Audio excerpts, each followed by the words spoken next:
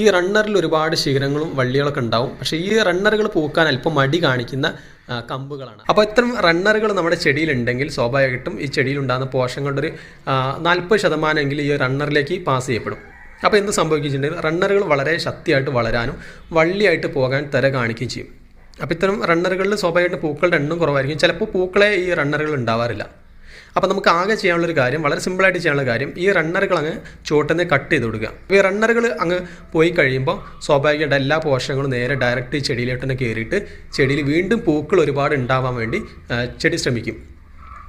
മറിച്ച് നമ്മൾ റണ്ണറുകളും വാർത്തിട്ട് റണ്ണറിലും പൂക്കൾ ഉണ്ടാവും എന്ന് വിചാരിച്ച് നമ്മൾ വാർത്തി കഴിഞ്ഞാൽ പലപ്പോഴും സംഭവിക്കുക റണ്ണറിൽ ഒരുപാട് നീണ്ട വള്ളി പോലെ ശിഖരങ്ങളൊക്കെ ഉണ്ടാവും. പക്ഷെ അത് പൂക്കളിടാത്തൊരവസ്ഥയിലേക്ക് ചെടി മാറുകയും ചെയ്യും. അപ്പോൾ വളരെ സിമ്പിളായിട്ട് നമുക്ക് പരിഹരിക്കാൻ പറ്റുന്ന കാര്യമാണ് റണ്ണറുകൾ ചുവട്ടിനെ കട്ട് ചെയ്ത് കൊടുക്കുക. ഇങ്ങനെ കട്ട് ചെയ്ത് കഴിഞ്ഞാൽ തന്നെ മുല്ല നല്ല രീതിയിൽ പുതിയ ശിഖരങ്ങളൊക്കെ വെച്ചിട്ട് പൂക്കാൻ ആരംഭിക്കും. അപ്പോൾ നിങ്ങൾ